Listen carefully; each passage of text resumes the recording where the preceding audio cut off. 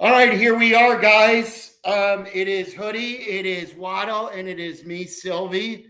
We are on our streams right now. You know where to go if you're obviously here, so there's no use in even shouting out our YouTube. Like if you're on Twitch, obviously you can always subscribe to our YouTube, youtube.com/@ESPN1000 Chicago. We're also available on Twitch. I think we're going to be on Twitter as well, and it was a 3-0 Padres win today. This was one of those games where it started, guys, very similarly like yesterday with that 1-0 lead. And then once that decision came, whether to stay with Shota or go to the pen with a righty on righty with Machado or put him on first base, that's where the game completely turned. Who knows if the Cubs ever would have scored the way Mason Miller was pitching.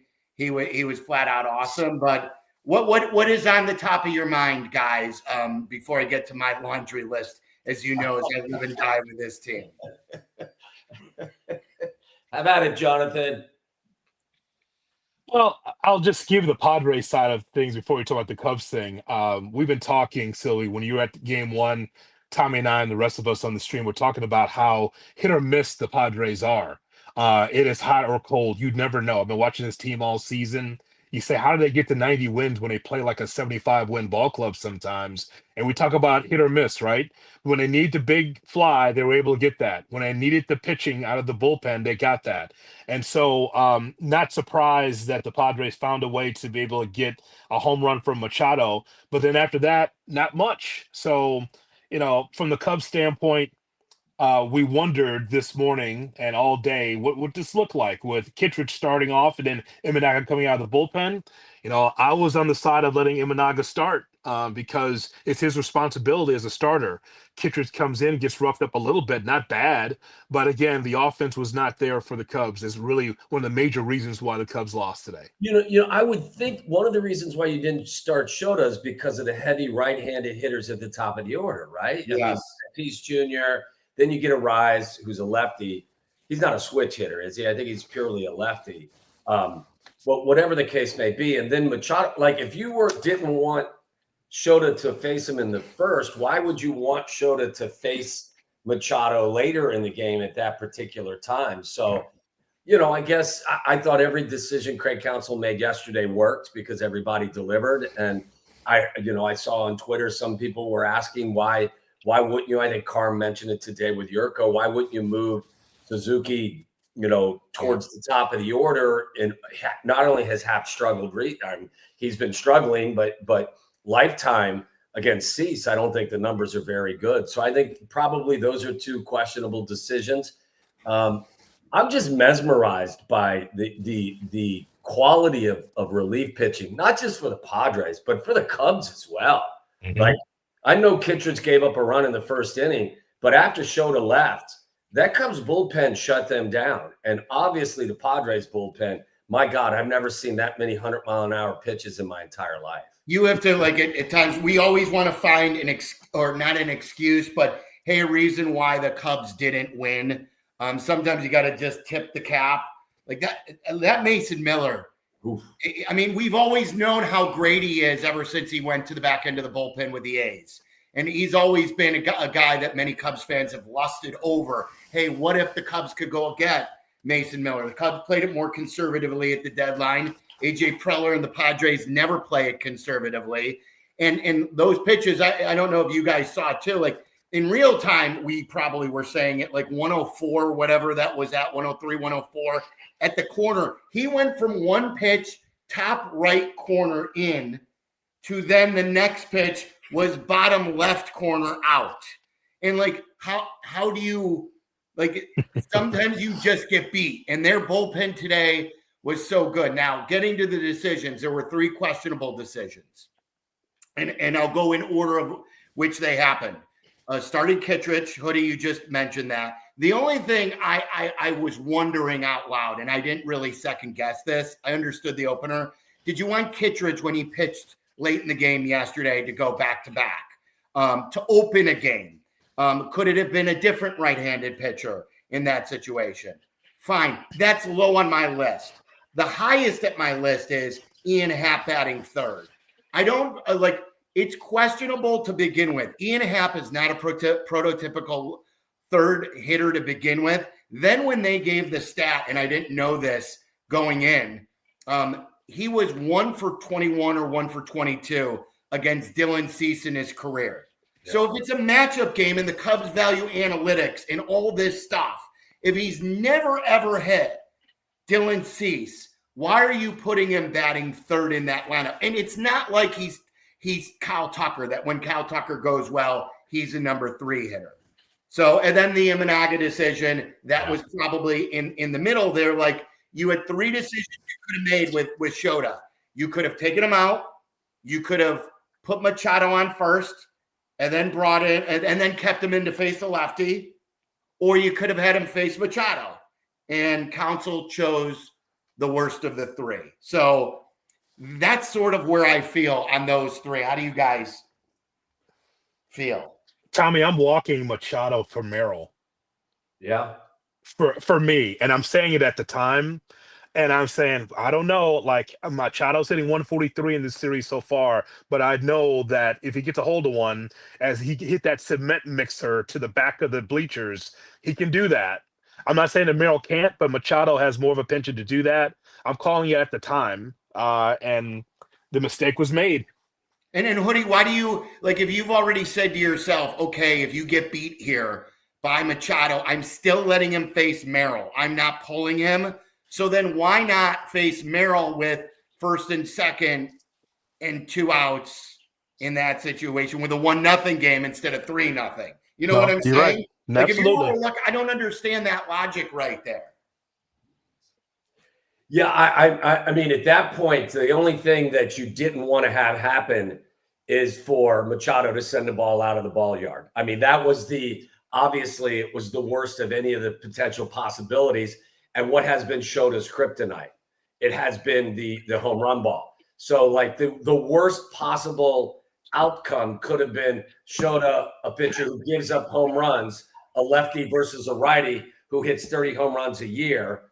I just think that of all the different, whether you walked him or you pulled him, I obviously didn't think that, that was one of Counsell's best decisions. But, and again, you've got to limit the long ball. The Padres don't hit many home runs, right? So they just scratch across runs. So what you want to do is limit the big innings, right? You just don't, you can't allow them. You don't want to put yourself in a situation where they can put 2 or put a crooked number on you. It seemed odd, the decision at that particular time. Tommy, this is a commonplace in baseball anyway, but definitely in the playoffs. If you can get to the starter, you want to get to him early. I mean, Kittredge was a starter, so they got to him. But same thing with Dylan Cease. I can make the case that 3 2/3 was some of the best baseball from Cease all year. Yeah. I know that people haven't watched him, thinks I'm lying, but I've watched him a lot. He has regressed back to his time with the White Sox early in his career. I don't know what happened to him. And we watched the game. We saw it. We say, why is he missing as often as he is? I mean, the 5 strikeouts are fine, but you could tell the command was not there, where at the end he's leaking oil. I'm like, you can't give them 5? No, he can't give them 5. It's so why that's when you – yeah. They had someone, the lefty was warming up while I mean, they hadn't even touched Cease. They still had their lefty warming up in the bullpen. Yeah, so and like we could talk all about the decisions and everything like that. Yeah. If the Cubs don't hit if they don't hit, like, right now, let's go through this. PCA is lost. Yeah. PCA looks like he's never hit a major leaguer in his life right now. I have seen 2 of the worst swings in a competitive baseball game back-to-back days. It was, I forget when it was, who it was against. It may have been Miller yesterday when he had that half-ass check swing. Yeah. And then he had another one of those early in today's game. He is right now no threat to hit a ball. Like, I'm rooting for PCA to walk just so he can get on base and cause havoc. Now, I was at the game yesterday. The energy there, guys, when a ball is hit in PCA's vicinity is off the charts, because every fly ball that's hit hard or deep, everyone's like, oh, PCA's there. He's got it, and like the crowd gets electric as it's in the air. So I don't know if you can't sit him. You need him for his outfield defense. You need him for the threat of the long ball. But he's got to hit. Hap's got to hit. Kyle Tucker, we've been saying this for 3 months now with the injuries, with the slumps. He has to hit. Like, this is why you get Kyle Tucker. He's been a playoff player with the Astros all these years. And if he can't come through for you in game 3, I don't know how good of a chance. And you have to get out in front early, because if you don't, they're going to do what they did to you today. You know that, Hoodie. Yeah, they're going to stick it up your backside. And they did that over and over again. No Vaseline. Suarez, Miller, Morjon. I'm just telling you, that's how it works. You know, it's funny that we talk about PCA the way that we are, and the way you just laid out how PCA's got to hit the baseball. When, you know, we talk about young players all the time on our shows, and try to give some rookies grace on the Bears or the Bulls or whatever. But because it's playoffs, we have to actually turn the switch and say, hey, man, we know you're a young player and you're going to go through your ups and downs, but there's no time for grace when you're in the playoffs. I know how young you are, and I know you're not overwhelmed, but you have to come through just like the other veterans on the team. That's the difference between regular season grace that we give young players and like now in the playoffs. And he's a veteran compared to the kid that was starting for the Guardians today. I think wasn't that his first major league start? And the first ball that was hit to him, and it was windy in Cleveland, he dropped it. He dropped it. So, like, listen, once you're in your third year and you've had that many at bats, I'm with you, Jonathan. I don't think you look at PCA and just say, well, he's young. Well, he may be young, but he helped carry your team in the middle of the season. So I'm with you, though, Silva. You can't sit him. I mean, if he does get on, he's on second, and you just can't take his glove out of the lineup as well. Do you guys want to talk lineup? Like, how would you do things tomorrow? Like, we were on PCA. Does PCA bat 9th for you? It's not like Shaw's hitting either. But do you even push him down lower than 7? This left-right nonsense too. It's fucked up. I hate it. Where, you don't want to go 2 righties in a row. You want the switch hitter in there so that way they can't. But if you're not hitting, like Ian Happ's not hitting, what's the point of batting him 3rd? I know you want Bush at the top. What I would do tomorrow is I would bat Nico leadoff. Yeah. Nico right now, it's not even close, is their best hitter. I want him up to the plate the most possible times. Every time he's up to the plate, he hits the ball hard. He's contact. He could steal you a base. I'm batting him 1st. I'm not batting Ian Happ 3rd. I don't know what to do with PCA. But like, how drastic of moves do you make here in a game 3 when you've scored 3 runs in 2 games? You know your manager, he ain't doing shit. That's right. He's posting the same lineup. It's a carbon copy of what you got today, because he's going to run with the horses he has, Tommy. Like, I don't see any significant changes. What I would like to know is that Kyle Tucker, will you make a difference in the biggest game of the year in game 3? Because every time you take the plate, you're dropping money down the first base line, in right field, at the plate. He's looking behind him and like, hey, man, hey, you dropped 100,000. Oh, thank you. I'll have to pick that up, because he's leaking money when he does not come through for the Cubs for his future. Yeah, it's crazy. And they face Darvish tomorrow, right? So you're going to get a righty. So, I don't know why you wouldn't move Seiya up in the order too. I mean, he's been their hottest hitter. I will say Tucker looked a little better today. I think the first out he made, he hit the ball really hard to left field. He did have the base hit in the 9th inning, but he doesn't look like the same player. I mean, there's no doubt about that. But I probably, Sylvie, would bat PCA 8th or 9th. What's the difference? I mean, like you said, Shaw's not hitting either. But, I'm getting Suzuki more at bats than the guys that are in front of him, certainly more than Happ. Hoodie, you'll like this, that Jim Lexa sends this to us on Twitter, and I don't have the chat up, so you can tweet any of us questions, and we'll make this interactive. So if you have questions or statements, anything about the Cubs, how you think they're going to do in game 3, we want to hear from you. So tweet us all. Jim Lexa says, FYI, the Cubs are now 0-4 lifetime in elimination games against the Padres. Oh, I didn't need to hear that. I didn't have to bring up my childhood disaster from 1984 to get me feeling any more down. I bet you Steve Garvey was in the building today. That's my guess. You got a feeling? Yeah, I just got a feeling Steve Garvey was probably. You see Shea just bailed after Cleveland came away with, what was it, a 6-1 win. I just saw Shea, and then he had a sad look on his face, and then he left the building. So yeah, what happened there? I was about to go to him. I wanted to read Jim's tweet. Yeah, that's his sad face is just his face. He always looks like that. But so it's Darvish against whom tomorrow? Yeah, do we know? I was going to ask you that too. Do we know Don't they go with Tyon? Shea, the Tyon tomorrow for the Cubs? I think so. It's not Boyd. We know that one. It's not Horton. We know it's not Horton. It's got to be Tyon. Process of elimination. Yeah, because right now it's undecided. I guess. I don't know. But hey, Hoodie, maybe they'll go opener again. It's October. Let's just gimmick our way through things, right? Council and AJ Hinch, the smartest guys in the room. Let's just gimmick our way through October. Let's go opener again.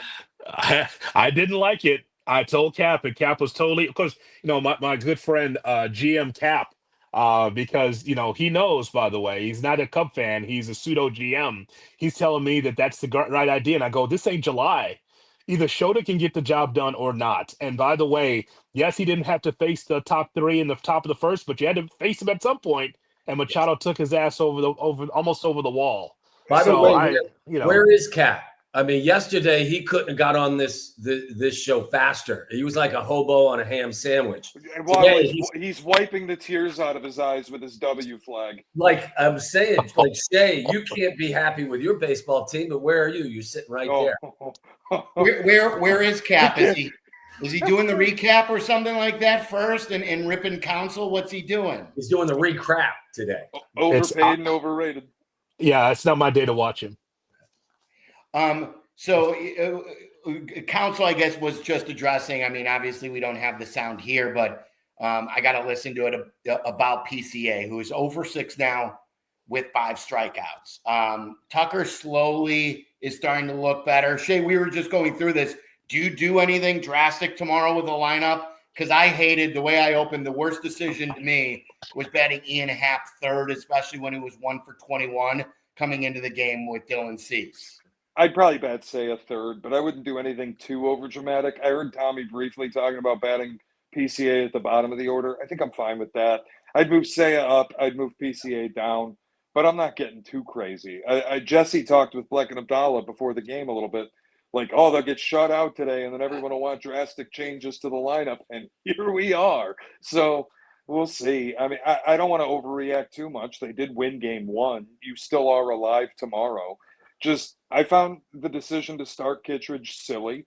And I think the statement you made, like the broader aspect to me, even than getting shut out, is the statement you made about Shota, who entered the season as your ace. And now today you go out and say, we don't trust him to start a playoff game. We're going to go with Andrew Kittredge. It's no different than my stupid ass team and AJ Hinch deciding, let's pinch hit Riley Green in the 8th inning with ducks on the pond.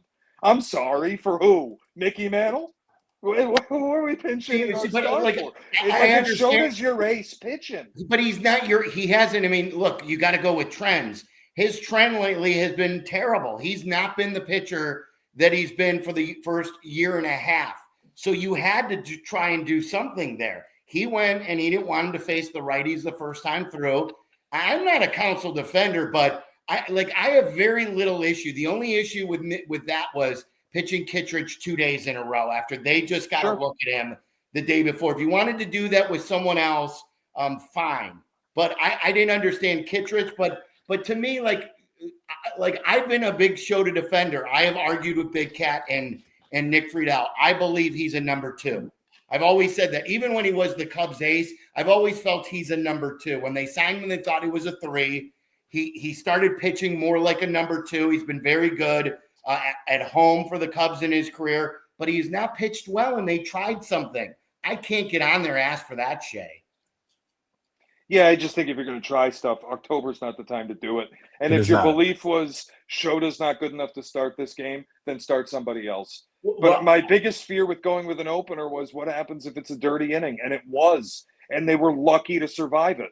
Yeah. And then they got out of it. It's 1-0 still. It's still 1-0. That's the same position they were in yesterday with Matthew Boyd. then you go to Shota, and Shota still ultimately has to face those righties, like Hoodie said, and Machado takes his ass deep. And then you're sitting there down 3-0 and your lineup's inept. If you don't trust Shota to start the game, then don't pitch him.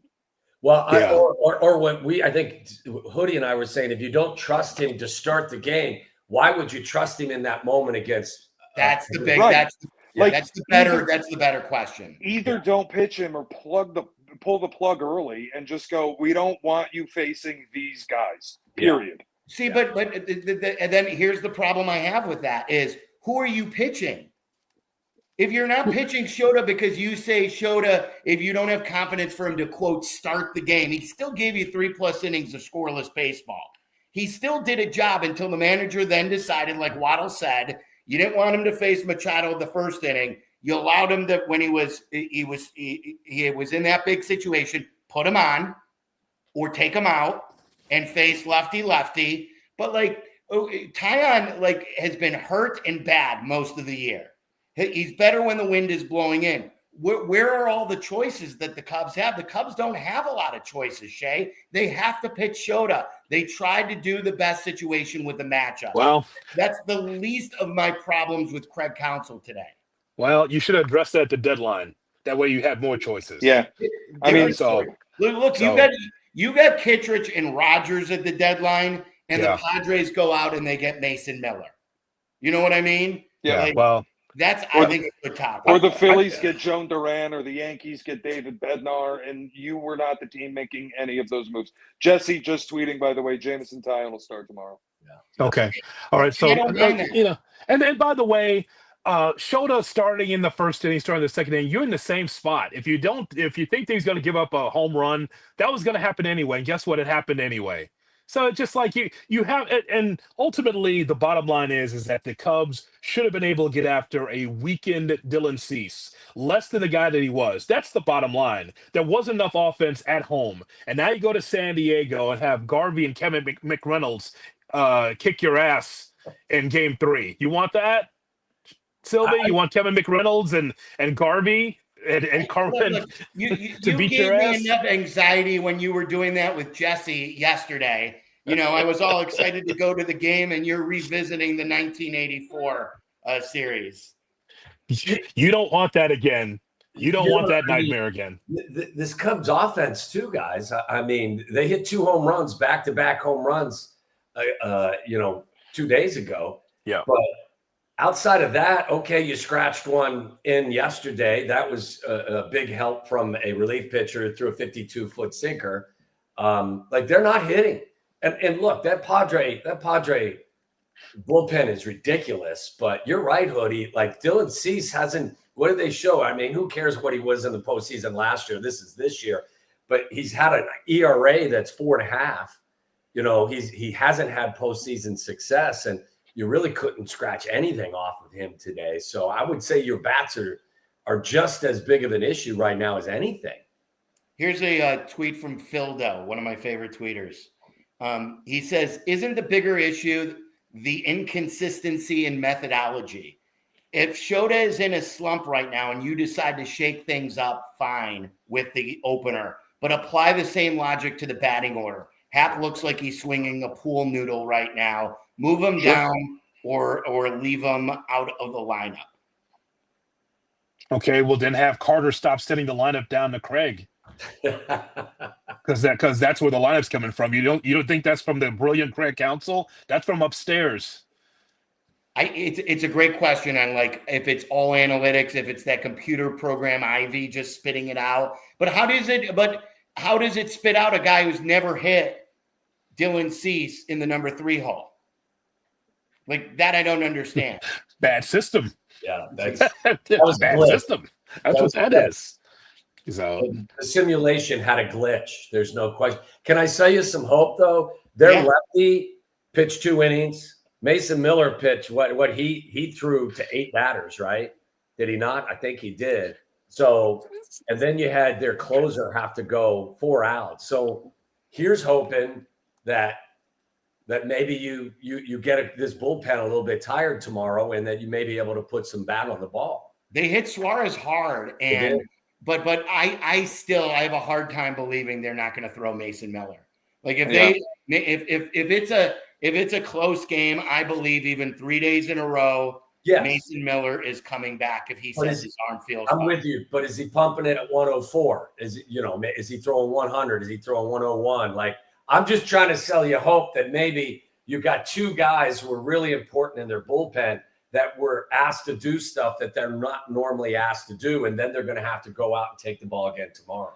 I mean, Tommy, the hope would be that you've seen Mason Miller enough that you Yes. can time up the fastball. Really, Yeah. that's like, I have no doubt if he pitches tomorrow, he will throw 103, 104. It's just what he does, and it's game 3 of the wild card series. This is all hands on deck. The idea of unavailability, that doesn't exist. So I have no doubt he'll be available and he'll throw hard. Just have you seen him enough that you can time him up a little bit? If he locates the way he locates today, it doesn't matter how much you have him. Yeah, of course not. Like but that's hoping that, like, if it's third day in a row, maybe something's off, whether it's his command or something. But I'll tell you, the best I've ever seen a pitcher throw in the postseason up until these last 2 days was Andrew Miller in 2016. Yeah. Like Andrew, the years of Andrew Miller when he was coming out of Cleveland's pen, he was unhittable until game 7. Like Right. Mason Miller has topped that. What he is doing, if they lose this series, I will have Mason Miller will be in my dreams with Steve Garvey. Wow. Chapman would like to have a word, wouldn't he, from 16? Who'd you say? Aroldis Chapman? Oh, Chapman, yeah. Well, I mean, he got hit a bit. I mean, that was your guy, man. That was one of the keys to this World Series, wasn't it? Back in that bullpen? Oh, for sure. Like I'm saying, maybe tomorrow is Mason Miller's game 7 for Andrew Miller. Yeah. Maybe that's what you're hoping for. And as you say, Shay, if you've seen him a couple of times now recently, maybe you can time something up, But also just don't let it come to that. The Padres have a clear weakness. It's their starting rotation. Score runs early. If you let them get to their pen and they have a lead or it's a tie game, you can shut this down. We'll turn the lights off and go home. That's why I said their offense to me is as big of a concern right now as anything, because outside of a couple of dongs that were hit back to back yesterday, it's nothing.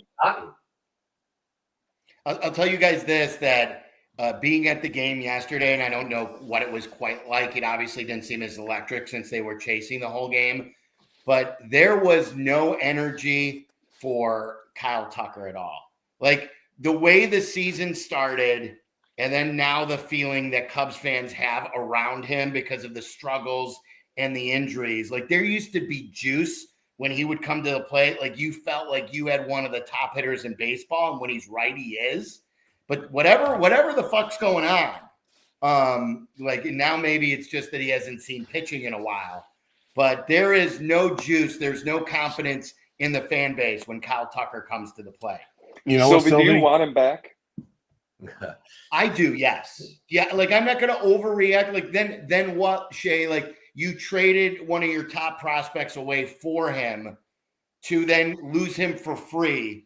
Yeah. Like you lost Bellinger, like you lost Schwarber. Like I'm for if you make decisions of getting rid of guys if you get assets back.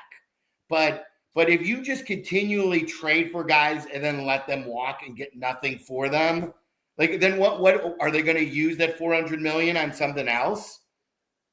Because as we see, we're talking about the bats. It's just a nice lineup. It's a nice lineup. It's not bad, but it's not a great lineup. Still doesn't feel like a Cub to me, Tucker. Doesn't feel like it. Feels like an Astro that's on the Cubs. Because it's not enough big moments for me to say, yep, that guy, that's the guy. When you're looking for star power in this city, especially with the Cubs, I mean, I know he can be a great player. We saw it, but just not with the Cubs yet because of the injuries and the ineptitude. Well, so it still doesn't feel like a Cub yet. Tomorrow would be a good day for him to find his swing. You guys realize against Pivetta and Cease now, they've had 10 total hits in 2 games. Yeah. The Padres have actually out-hit them 11-10. And they looked feeble today at the dish. They really did. And again, I give all the credit in the world to the arms that the Padres run out there in their bullpen. But Hoodie, you're right. Like if you're going to get this team, you got to get them early. You got to get their starter, and they just haven't been able to do it. And Shay, you were just talking about the offense too. It's like they said at the broadcast right at the top, your best players have to play your best baseball. Those guys went 0 for yesterday, and then you look Tatis, 1 for 4, scoring 2 runs with a walk.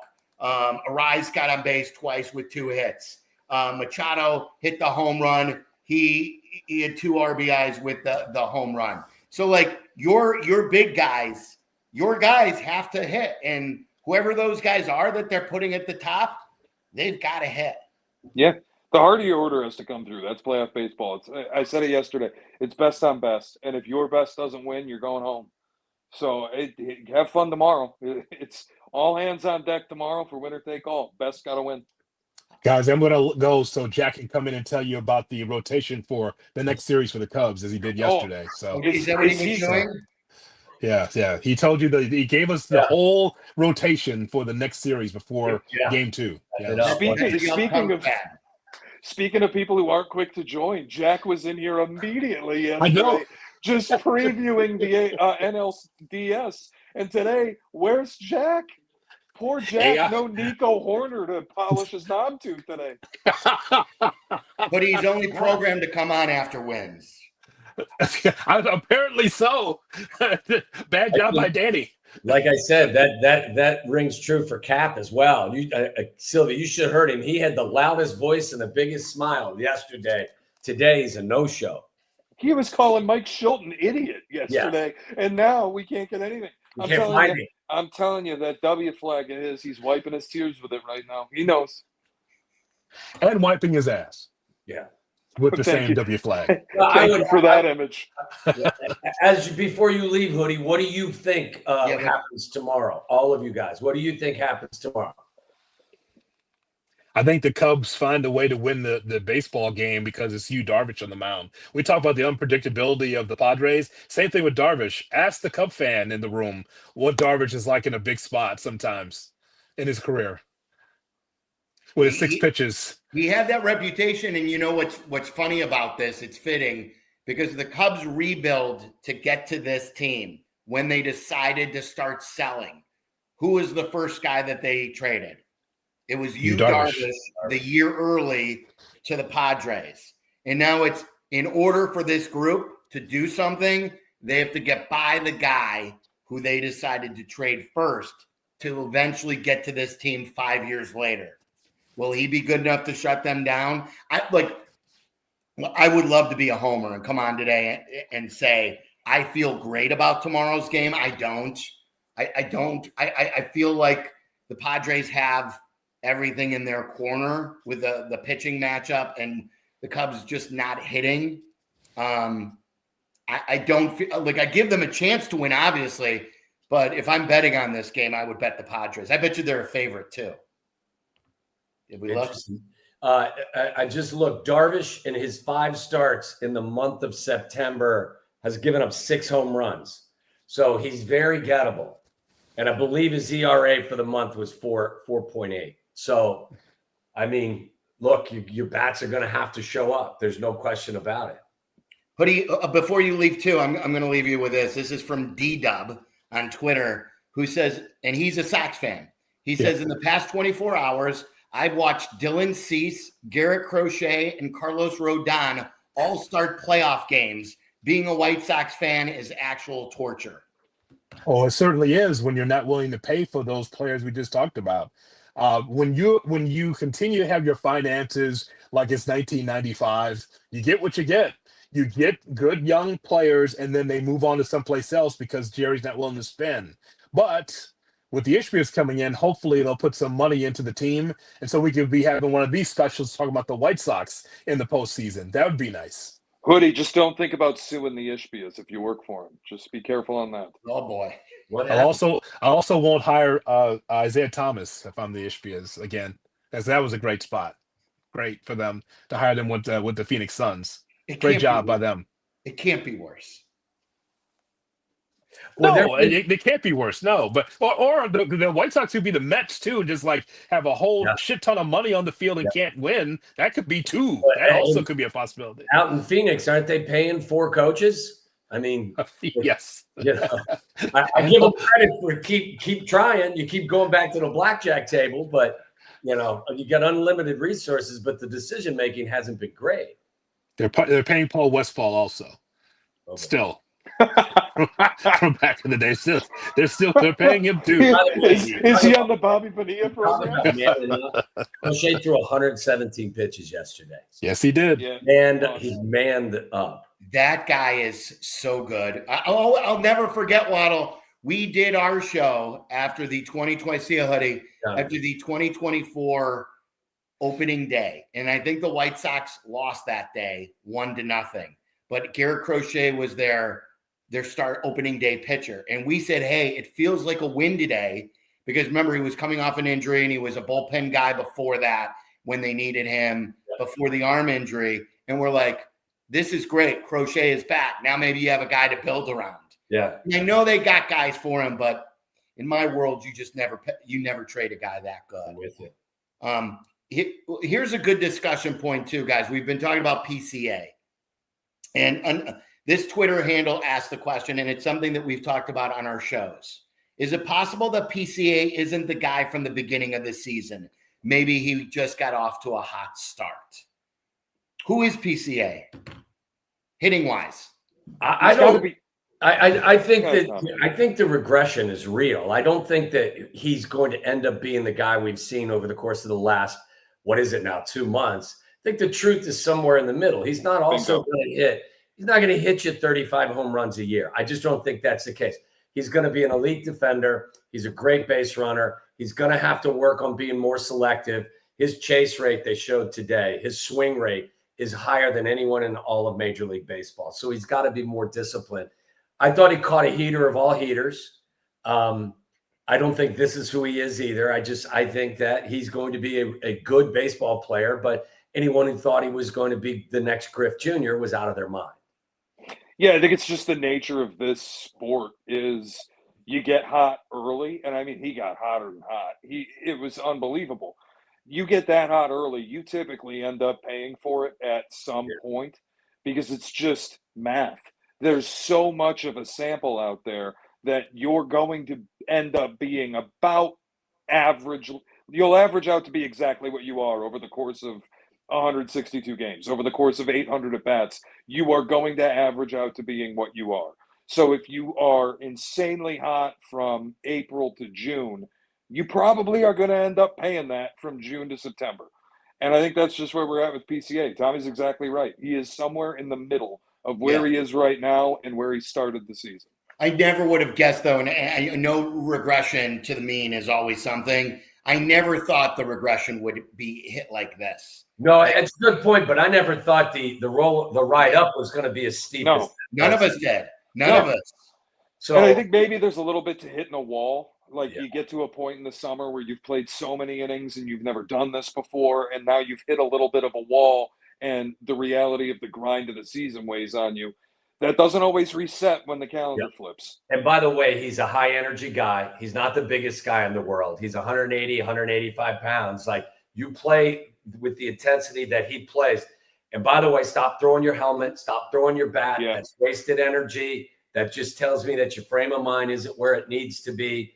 I think that, he's got to reset in the offseason and he'll come back and be a really good player. But again, if you had visions of him being Griff Jr., those guys don't come around very often. It's such a good point, Waddle. We've hit on this on our shows. And David tweets, he says, hey guys, big Cubs fan, love PCA, but can we agree he needs to quit slamming things when he makes big outs? Tough look for a very likable player. And don't get me wrong, this isn't for the children. Like, I'm not saying, hey, you're a role model, you need to be a better example. This is the next play mentality that all athletes have to live through. Mm-hmm. And if you're in your head that bad, you're compounding the issue by getting even more down on yourself when it's so hard to turn it around. I liken it, Waddle, to Carlos Zambrano, where Carlos Zambrano was fueled by his energy and his passion, but he was also brought down by that same energy when it turned into anger. And I just see a player right now who's in his head, who is not confident, and with every out he makes that he's overly tough on himself, it ruins his confidence even further. And he's going up there basically, how am I going to get out this time? And he's pressing. You can't press in baseball. We know that. Yeah. I think it's true for everyone on the team too. Like Waddle asked, what do I think is going to happen tomorrow? I do kind of lean Cubs. I think the Cubs will win, but I'm not confident. And a part of why is they've worn their frustration on their sleeve all season. And I think once you start doing that, it's hard to escape it. And we're seeing it snowball on PCA. I think we've seen it snowball on Tucker at times this year. Once you let your frustration become visible, I know, I should never know as a viewer that the last strikeout is stuck in your head. But there are times with this team that I know it.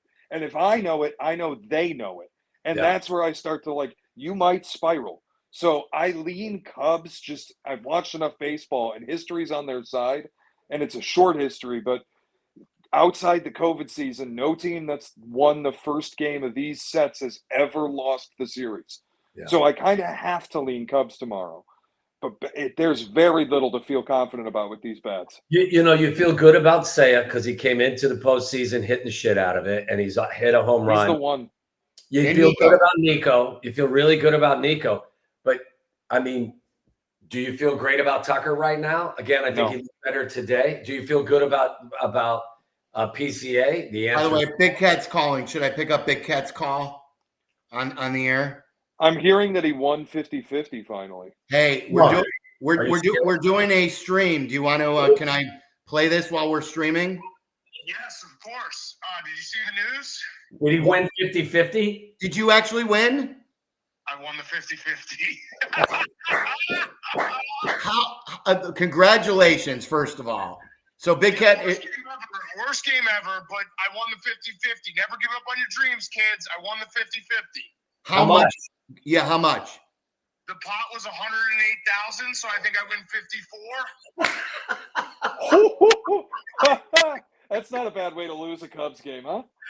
Unbelievable. I can't. Unbelievable. Jesse Rogers is joining us now too. Big Cat's on the phone, Jesse. He just called in. Big Cat won the fucking 50-50. Fucking kidding me? The rich get richer? Come on. Yeah. Come on. I'm down lifetime, Jesse. I'm down lifetime. I'm slaving away here downstairs, and he's making money just sitting around watching the game. Oh, yeah. Jesse, your job is so difficult. I saw Jesse. I saw Jesse sauntering into the Padres clubhouse in the third inning with his suit on, Mr. Fancy. Get out of here. I'm definitely a front runner, no doubt about that. Well, your interview with Machado was great. Oh yeah.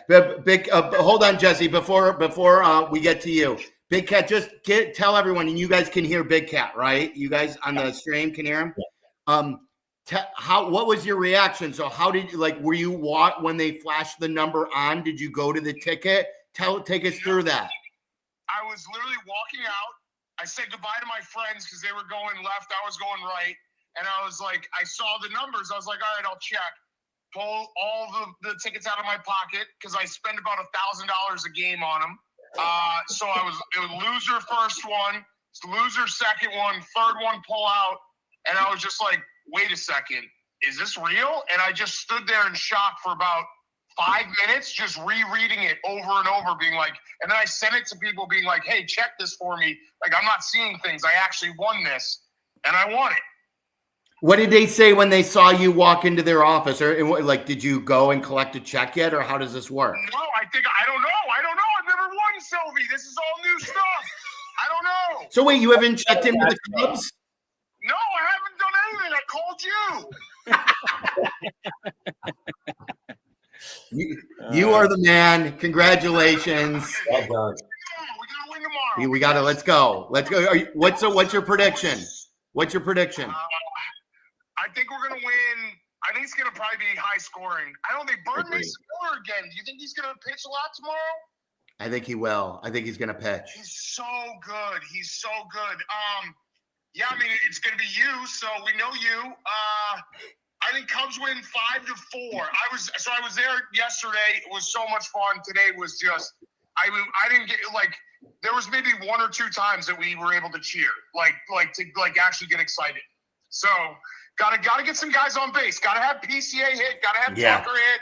Gotta have Bush hit, Hap hit. All the big guys gotta hit. Say is the only guy, and Nico. So yeah. All right, congrats, Big Cat. You're the man. I'll see you. Talk to you guys later. How great is that? You guys believe that? Incredible. That's unbelievable. Maybe it's good mojo. Jesse, I got to say, like, you're great to begin with. Like, you know that how we feel about you.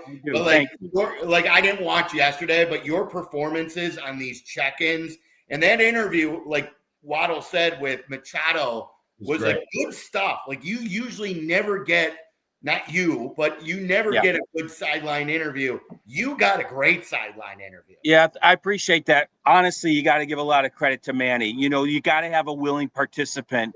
And I don't know Manny well, but fortunately, I'm in inside baseball. They gave me about 5 names that are willing to do in-game interview on the Padres side, and Manny was one of them. So I went to all 5 yesterday pregame and introduced myself or reminded them who I was. You know, on the Cubs side, that's easy. But so I went to Manny yesterday. I said, hey, man, if things go your way, I might grab you. He could not have been kinder. Could not have been kinder. And more than willing to offer more than just a cliche or two. So I appreciate that. Who's on the Cubs list? Ian Happ's on it. Matthew Boyd, it just didn't work out yesterday. A couple other guys, you know, Michael Bush, I think, is on it. Yeah, I mean, something good has to happen, a home run or a great defensive play, because we're trying not to interrupt the game so much. But, you know, I think people enjoy a little insight. Yeah. Jess, what was your take on them, like Council letting Shota face Machado? Not surprised, but shocked. I mean, that at one level more than surprised. Really surprised, really shocked. So where I'm sitting now, I can see the dugout, you know, down the dugout. And I saw him go to the bullpen phone a batter before Machado, which is usually, hey, is my guy ready? Now, the answer could have been no, but that's not what he said in the post-game presser. He said Soroka was ready. He just went with his gut and decided to leave Shota in there because he thought he was pitching well. Shocked he didn't walk him. Shocked he didn't pull him out. I really am. The playoffs are pitch by pitch, batter by batter. One of the 2 dangerous righties on the team. Very surprised. He said he just liked the way Shota was pitching. Do we? What did he say? I saw like it tweeted out. I couldn't listen because we were on. What does he say? What he believes is going on with PCA right now? I mean, nothing more than this is just amped up PCA, swinging at bad pitches. It's kind of the stuff that he was saying the second half of the season. There's no rhyme or reason to it. I mean, until Tucker got a hit late, you kind of include him in some poor at bats. But you know, PCA held court after the game. He's trying not to make it about himself. He falls back on playing good defense, and you know, I want to help the team in whatever way I can. But that, you know, he's a young player, volatile, amped up, and he's swinging at some bad pitches. Now, everyone looked bad against Mason Miller, so that set that aside. But you want to see some better at bats by a bunch of guys, including PCA. Justin, were you surprised that Council left the order the way it was, and do you expect it to be the same again tomorrow? It's you, Darvish. I do expect it to be very similar. Batting order wise, I mean, who's playing, who's starting, I feel like will be the same. I don't think he'll do something like Ballesteros, but as I know you guys have been talking, like maybe switching up the order, you know, is possible. Move Say up. He's the only one looking good. You know, move him up, get him an extra bat late. That's the only thing to me about the batting order. Get those extra, the guys that are hot extra bats late. But I could see him flipping Seiya and Ian Happ for sure. But yeah, most of the order will be the same in the starting group, I believe. You got to get like there's so many guys slumping. It's those 2 guys with Nico too, and Nico really is just he's impressed me the entire second half. I was a critic of his year last year. I can't wait for him to come up now, and he's like the perfect playoff player right now. He's hitting line drives. I thought that one was going through where they made that catch, and it was a bang play at second with Dansby. I was glad, by the way, they didn't reverse that because it was so close and it wasn't conclusive. But Yeah. one of the bright spots, we've harped so much on the negative aspects of this game. One of the best things I saw yesterday, Jesse, and I was super impressed with this, was Palencia. And I was very down on Palencia at the end of, before his injury. I thought he was in his head. He was getting hit and squared up. I thought he looked refreshed and he looked more dominant yesterday. And now he didn't pitch today, so you would assume he'd be one of your top high leverage guys. Yeah, the injury he had was the best thing that happened to him. I mean, he needed the reset. He just did, and it helped. I mean, I was surprised you brought him in early, but I think with the shadows there, it was a perfect thing, and he looked great. He was like their version of Mason Miller, not as good, but it's the Cubs' version of it. But man, getting a lead is so important. That bullpen is so good on the other side. Both teams that got a lead within the first 5 innings won the game. Yeah, let me ask all of you guys this. If you look at these two teams now, okay, obviously the Cubs are the home team. I would think if there's anything, close to momentum, the Padres kind of took it today. Neither team, I think, has stretched their legs and done anything crazy. Which team plays with more pressure on them tomorrow? I would personally think it would be the Cubs, not the Padres. But do you think the vibe coming out of this game has any impact? Do you think that pressure plays any role at all? I'll start. I think it's pretty much down the middle. I really do, Tommy. The Cubs being at home, yes. Nobody that's played in this wild card series has won the first game and then gone on to lose the series, let alone at home. So there's some pressure there for sure. But the Padres are built to win now. They really are. That payroll and everything, a lot of free agents about to fall off the cliff roster-wise. Like, they've got to win now. Everyone, they can beat the Dodgers. Well, you can't get past the Cubs. You're not beating the Dodgers. I think pressure's probably right down the middle, in my opinion, at least. Yeah, I agree with Jesse. I think it's about as even split as it comes in a situation like this. I mean, both teams need it. And isn't it a lot? Isn't baseball a lot? And both Shay and Jesse know the sport well. And of course, Waddle and I host the show. Isn't baseball a lot like hockey where like it could change? Yeah. Yeah, of course. One hit, you get that scoreless first inning, the Cubs shut them down, tie on, and then you score a run and boom, the crowd's in it. I just hope that it's a close game and the crowd can feel like they're into the game like yesterday, because man, this is what you live for, isn't it? An elimination game on your field. Totally agree, but the mentality when PCA walks to the plate, there's probably not a lot of positive thoughts. When Kyle Tucker walks to the plate, what is he thinking about? Is he thinking about, as Hoodie was saying earlier, money's falling out of his pocket as he runs, to and from first base? Yeah. Is Ian Happ somebody who has really, it hasn't gone well in this series for him? Is he feeling But Tommy, all you need to do is run into one, right? Like any of those guys, if they run into one ball, then they might be all right.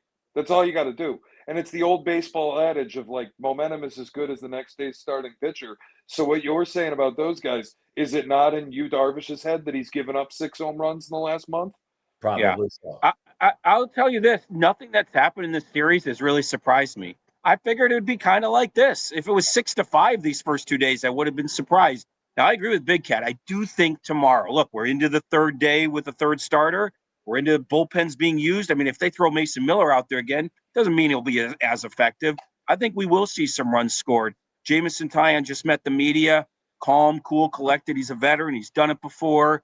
But he is their number 3 for a reason, right? He'll fill up the zone, but a mistake pitch can be hit out. But Yu Darvish has not been the old Yu Darvish for sure. Is it going to be the same weather day, Jesse? I know you're great. So I didn't know you were a weather guy either, but I asked you.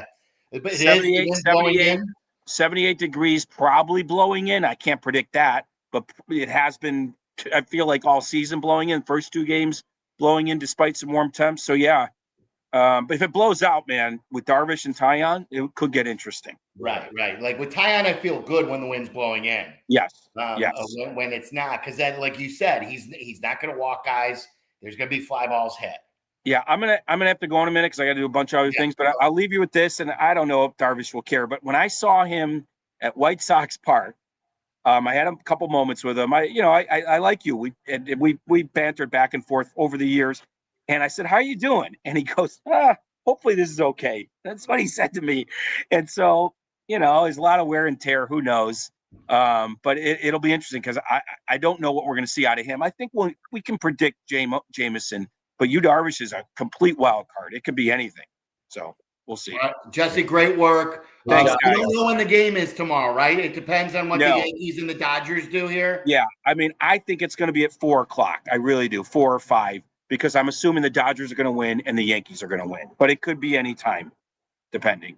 Jesse, good work, and the new glasses look sharp. Thank you. Appreciate the support from both of you, of course. You did great, Jess. You're the best. Be well. What Jesse Rogers has done, like as a reporter, I sent him a text right after he did the Machado interview. too. I was like, bro, I just want you to know that I love watching you do your thing. And I thought the Machado interview wasn't just kind of, a just kind of wasted interview. I thought Machado was engaging, and he was talking about how he was struggling and how he wasn't really looking for a pitch. I thought it was great. It was fantastic. And Jesse's a great example of hard work. Like, he started as a producer in this business for Northie. He's worked his way up to on air, to then a reporter covering the Blackhawks. He covers championships there. Then he goes over to the Cubs beat. He covers a World Series championship there. Now he's doing television, baseball tonight, sideline for these national games. He's really outstanding, and he could not be a better teammate. Yeah, he's great. No doubt. So, all right, congratulations to Jesse. Congratulations to Barstool Big Cat. Wow, yeah. And then hopefully. Not congratulations to me as a Reds fan. They get their asses kicked. And no congratulations to you as a Cubs fan today. I do feel the same way that they feel. I think tomorrow is probably a day that will fall in your direction. You do. I do. Yeah, I just don't. I mean, that again. I know this is win or go home, but you had two of their most important arms be asked to do something that they haven't been asked to do very frequently, and this would be Mason Miller's third consecutive day. So look, he still may be throwing 102, but if you've seen him now this is the third time, maybe you get a little bit more of a beat on him. So sure. And look, I would encourage all fans who are going to the game or even watching the game tomorrow, especially the ones who are there, to just appreciate the moment. You obviously, as Cubs fans, we want to win. Who would have thought that after the Bulls were in the postseason, losing 4-1 to Milwaukee in 2022, that would be the last playoff series we would see in 3 years? Yeah. The Cubs' first playoff win was yesterday for the first time, I think, since 2017. So bring it tomorrow. I got the experience for the first time yesterday to be at a game, a playoff game with my son. My kids weren't old enough in 15, 16, and 17. And now that they know baseball, it was Braxton's turn to go with me. And it was one of I've been to Game 7 of the World Series. I've watched Michael Jordan as a fan and as a reporter in person win championships. But the experience that I had yesterday with my son was one of the greatest sports moments I've ever had. Yeah. So if you're going to the game, whether it's with your kid, your parents, whoever, boyfriend, girlfriend, your best friends, enjoy it. And look, it's Game 3. Yeah. It's win or go home. It's here at Wrigley Field. So let's bring the noise tomorrow. Yeah, and listen, your bullpen you didn't throw Palencia today, right? So you're going to be able to run him out there. So a lot of the guys that you didn't throw, who's your closer now?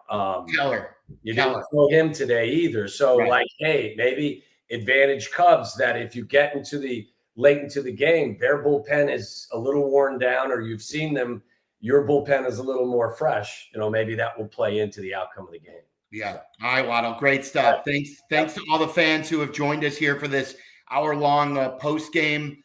We will do this again tomorrow. Don't forget. Subscribe if you haven't to YouTube, youtube.com /@ESPN1000 Chicago. Waddle and me. You can follow our page and subscribe there at youtube.com /@Waddle and Sylvie. All the past interviews, all the shows have different pages, so make sure you subscribe.